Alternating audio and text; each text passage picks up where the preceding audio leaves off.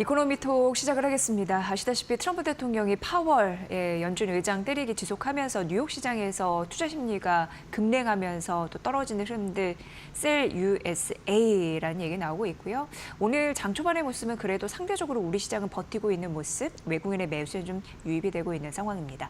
하지만 미중 갈등으로 인한 무역 불확실성은 여전히 시장을 좀 뒤흔드는 요소입니다. 오늘 장재철 피나클 경제연구소 대표님 모셨는데요. 시장의 체력과 그리고 펀더멘털, 시장 주요 전략까지 챙겨드리도록 하겠습니다. 대표님 어서 오십시오. 네, 안녕하세요. 네. 관세 리스크부터 좀 점검을 하도록 하겠습니다. 우리 시장에 좀 미치는 영향이 좀 상당할 것 같아서요. 일단 트럼프 대통령이 주요국의 비관세라고 해서 무역 규제 8가지를 직접 언급하는 흐름들이 있었는데 네. 우리 시장은 자동차 쪽, 특히 이제 부품 그리고 쌀 이쪽에 좀 타격이 심할 것이다라는 분석이 이미 나와 있는 상황입니다. 대표님은 어떻게 보세요? 또 환율 이슈도 함께 묶여 있고요. 그렇죠. 이번에 트럼프 대통령이 8가지 항목에 대해서 얘기를 했잖아요. 예. 첫 번째 환율 조작. 지금 말씀하신 대로 환율 조작에 대한 것이 있고 뭐 덤핑 아니면 또 보조금이라든지 그리고 부가가치세 이 4가지에다가 기술과 농업 부분에 있어서의 규제 그리고 지식재산권 그리고 우회 수출 총 8가지입니다. 예. 근데 여기서 이제 우리가 주목해야 될 게 환율 조작이 제일 먼저 나왔어요. 근데 지난해 말에 한국이 미 재무부가 발표한 환율 조작 관찰 대상국에 들어갔었거든요. 예. 그 기준이 상품과 서비스의 대미 무역 흑자가 500억 달러가 넘기 때문에 우리가 그 1,500달러 이상, 150억 달러 이상이면 네. 규제되는데 우리가 500억 달러가 넘어요. 그리고 경상수지 흑자가 GDP의 3%가 기준인데 우리가 3.7%. 그리고 외환시장의 개입에 대한 조건이 있는데 우리는 그동안 원화가 이제 약세를 보이니까 워낙 강세로 역개입을 했습니다. 그래서 세 번째 조건은 안 맞는데 어쨌든 환율에 대한 관찰 대상국이니까 미국의 압박을 피할 수 없는 거가 있고요. 네. 두 번째로는 그 농업과 기술에 대한 규제의 이 부분이 또 아픈 부분입니다. 왜냐하면 우리가 이제 유전자 조작 농산물을 수입하지 않고 또한 뭐 축산물 부분에 있어서의 뭐 30개월 미만의 소만 우리가 이제 수입을 하는데 네. 그거에 대한 또 불평도 있었고요. 그리고 기술 부분에서는 자동차 배기가스라든지 아니면 여러 가지 매연 관련된 규제들이 많이 논의가 됐었어요. 그래서 이런 부분에 대한 규제는 우리가 대미 1등 수출 상품이 자동차와 자동차 부품이라는 점에서 굉장히 좀 아픈 부분이 될 수 있을 것 같고요. 네. 그 다음에 이제 쌀 부분 말씀하셨는데 사실은 쌀 부분은 FTA 때 우리가 그 일정 부분에 대해서는 저 관세를 매기고 그게 넘어가면은 상당히 높은 관세를 우리가 부과를 해요. 네. 500%가 넘습니다. 그래서 이 부분은 아마 1차 FTA 때 우리가 큰 뭐 문제가 있었지만은 이번에도 협상에서 한번 미국에 강하게 요구할 수 있는 부분이 아닐까 이런 생각을 좀 해볼 수 있을 것 같습니다. 네.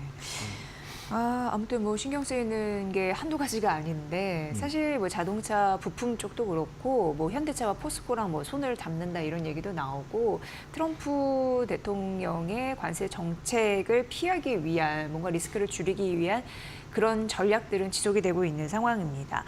일단 해외 생산 현황을 재편한다라는 게 가장 큰 골자 중에 하나가 아닐까 싶습니다.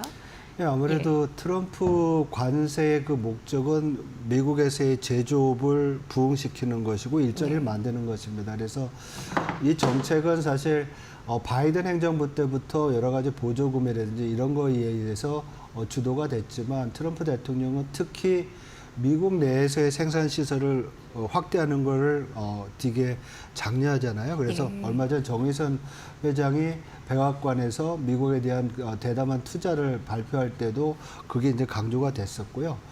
특히 앞에서 말씀드린 대로 대미 주력 수출 상품에 자동차가 들어가고 자동차에 관세가 25%가 부과되기 때문에 자동차 관련 생산 어떤 서플라이 체인이 미국으로 많이 들어갈 것 같아요. 그래서 현대나 기아가 미국에서의 생산을 늘리는 것만큼 부품 협력 업체들도 가야 될 것 같고요. 네. 그래서 현대 모비스라든지 HL만도 그리고 한원 시스템스 같은 경우에도 미국의 그 생산 현지에다가 뭐 전기차 배터리를 만든다든지 물류를 확충한다든지 아니면 관련 부품 공장을 짓는다든지 여러 가지 협력 상태가 일어나고 있는 것 같습니다. 그리고 뭐 일부 회사 같은 경우에는 부진한 중국이나 러시아에서의 영업을 중단하거나 법인을 청산하는 그런 또 모습도 예. 보이고 있습니다.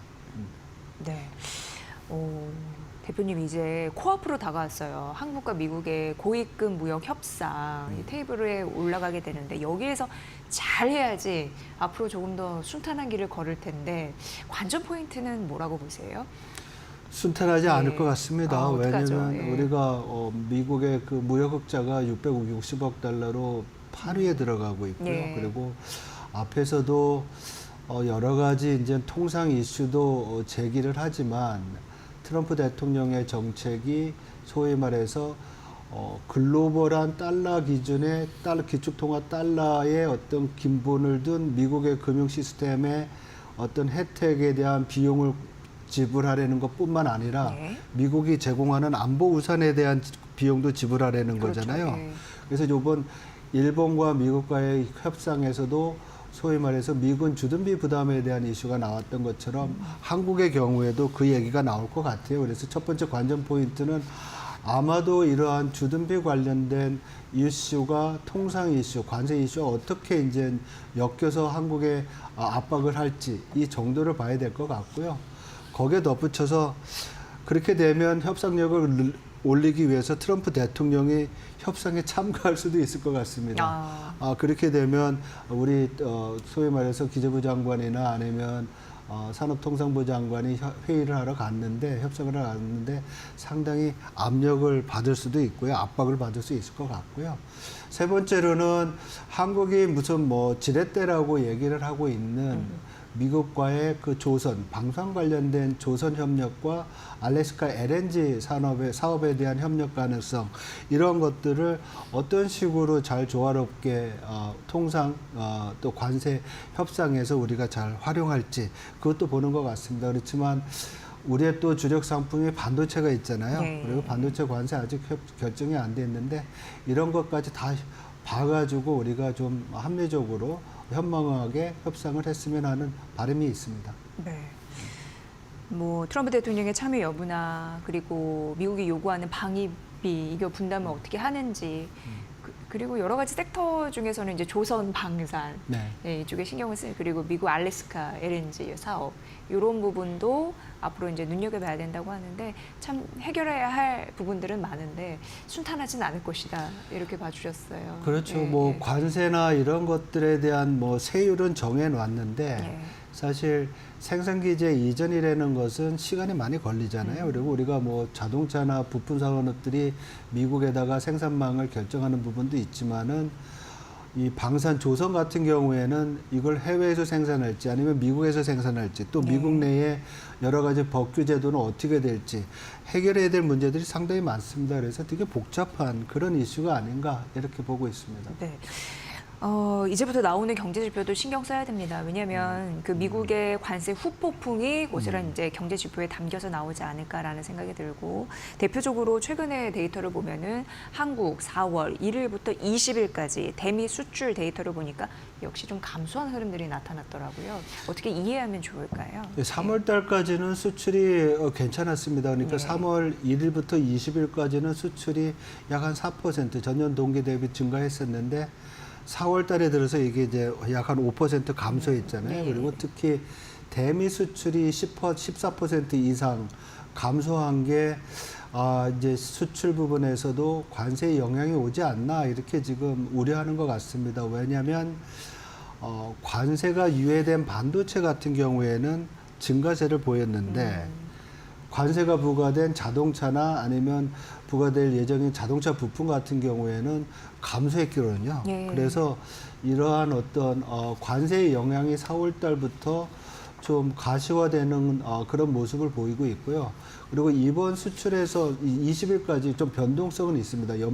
월말까지 되면 이게 감소지만은 증거로 돌아설 수도 있지만은 어쨌든 20일까지 추세로 본다고 하면 미국도 감소했고 중국도 감소했어요. 네. 대중 수출도 감소했어요. 그래서 이것이 이제 우리가 우려했던 것처럼 이 관세, 미중 관세 아니면 통상 긴장의 그 정도가 심화될수록 우리의 제1, 제2 수출 시장인 미국과 중국으로의 수출이 좀 부정적인 타격을 받을 수 있는 그런 상황들이 연출되는 게 아니냐. 이렇게 이제 우려되고 있는 그런 시점이라고 볼 수 있을 것 같습니다. 네. 그리고 대표님, 한국 1분기 GDP 속보치 굉장히 중요하게 우리가 좀 인식을 하고 있는데 이게 우리나라 시간으로 24일에 8시에 발표가 됩니다. 이 굉장히 중요한 요소인데 뭐가 중요하냐면 이제 1분기 같은 경우에는 마이너스 성장 이렇게 좀 예상이 되잖아요. 3분기 만에 이게 이렇게 될런지 촉각을 좀 곤두세우고 있는데 대표님은 어떻게 분석을 하시는지요? 지금 뭐 1분기 전기 대비 이제 역성장에 대한 우려잖아요. 네. 그래서 이런 역성장에 대한 우려는 사실 관세 관련된 이슈가 나오게 되고 그거로 인해서 금융시장의 변동성이 커지고 경제 심리가 악화되니까 이게 이제 그동안 부진했던 내수에 더 부진함을 더해줄 수 있는 요인이 될 수 있고 관세라는 것 때문에 또 수출이 영향을 받을 수 있을 거라는 이제 우려 때문에 그런 것 같아요. 그리고 이번 한국은행이 금통위 마치고서 이창용 총재가 기자회견 때 네.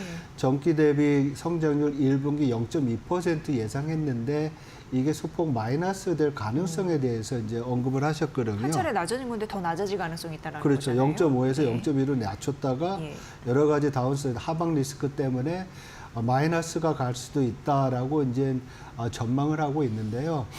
모르겠습니다. 이게 지금 1월부터 3월까지의 전반적인 산업 생산 정도를 보면 그럴 가능성이 되게 높은 것 같아요. 그렇지만 우리가 재고 축적이라든지 또 여러 가지 또 변동성이 있기 때문에 뭐 0% 아니면 소폭 마이너스 정도는 예상할 수 있을 것 같습니다. 그렇지만 더 중요한 건 올해 1분기 성장률이 낮아지면 네. 이 낮아진 성장률이 2분기, 3분기, 4분기까지도 영향을 미치거든요. 산수적인 요인으로도 보더라도 예. 우리가 이제 절편이 낮아진다는 얘기를 하는데 낮은 데서 시작을 하니까 그만큼 낮아지거든요. 그래서 올해 경제 성장률이 1% 미만으로 갈 수 있는 0%가 될 수 있는 그런 개연성이 굉장히 높아진 점이 우려되는 거죠. 네. 그 1분기에 정말 역성장한 데이터를 저희가 보게 된다면 전체적으로 산술적으로 따져도 올해 경제 성장률이 낮아질 수밖에 없는 그렇죠. 가능성이 좀 높아지네요. 네네. 보셔야 될 것 같고요. 또 이제 미국 경제의 하나의 동향 보고서라고 할 수 있는 연준 베이지북도 공개가 됩니다. 이제 FOMC 회의 2주 앞으로 다가온 상황에서 이게 또 중요한 부분은 단기 금리 결정의 또 중요한 변수이잖아요. 대표님 관전 포인트 어떻게 보세요? 예. 지금 뭐 미국의 전반적인 경제에 대한 평가는 그러니까 올해 말로 봤을 때에 대한 어떤 전망은 어둡습니다. 그렇지만 현재 상황에서의 미국 경제를 평가하면 고용이라든지 뭐 소비라든지 그렇게 경기 침체를 우려할 만큼 나쁘진 않아요. 네. 이러한 점이 어떻게 보면 5월 초에 있을 5월 7일인가요? 연준의 그 금리 결정에 영향을 미칠 것 같아요. 그러니까 경제 펀더멘탈 지표들이 나쁘지 않은 상황에서 인플레이션이 지금 높은 상황이잖아요. 그렇다고 보면 연준의 입장은 5월 달에는 금리를 동결할 확률이 높고 지금 시장에서는 약 한 동결 확률을 88%로 보고 있습니다. 네. 그렇지만 6월 달에는 금리를 인상할 확률이 60%가 넘어요. 그래서 시장은 지금 6월 달 정도의 금리 인하를 좀 예상을 하고 있는데 네. 지난주에 파월 의장이나 아니면 지역 연준 총재들이 얘기한 걸 보면 기존의 그 고용이라든지 경제 상황은 굉장히 탄탄한데 관세로 인한 인플레이션 압력이 우려되고 있기 때문에 좀 관망할 필요가 있다.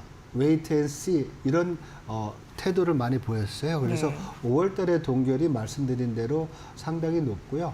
거기에 덧붙여서 만약에 고용과 인플레이션에 대한 우려가 서로 상충된다고 하면 이 시점에서 지금은 아마도 인플레이션을 더 걱정해야 될 시점이다. 그래서 적어도 5월 달에는 인플레이션 우려로 금리를 내리지 않을 것 같다는 말씀드릴 수 있을 것 같습니다. 대표님 이렇게 말씀하시니까 트럼프 대통령과 파월 연준 의장의 대립감은 더 세지겠네 이런 네. 생각이 듭니다.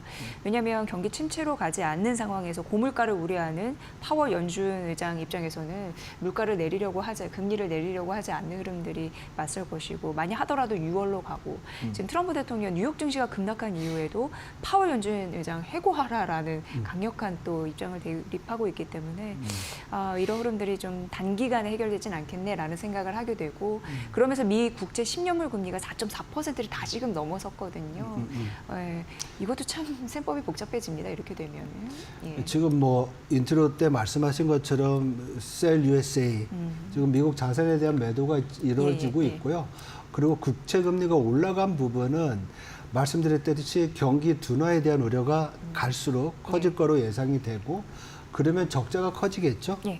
정부 이제 재정 적자가 커지면 국채 발행이 커질 것이고 또 트럼프 감세 이슈 있잖아요. 예. 그러면 정부 부채가 늘어날 수 있습니다. 이러한 부분들이 아마도 국채 가격을 낮추고 금리를 올리게 되는 그런 부분이 이제 예상이 되고 있기 때문에 지금 셀 USA 더하기 이러한 어떤 미국의 재정 부분에 있어서의 우려가 국채 금리를 올리게 하는 그런 요인이 아닌가 이렇게 지금 분석하고 있습니다. 네, 일단 경기 침체는 아니나 둔화인데 부채는 늘어날 것으로 보이니까 트럼프 대통령은 지속적으로 기준금리 인하 또 강경하게 해라라고 나오겠네요. 좀 한동안 뉴스거리가 될 것 같습니다. 네, 여러분 오늘 그 흐름들을 잘 따라오셨다면 이해가 되셨을 거라는 생각이 들고요.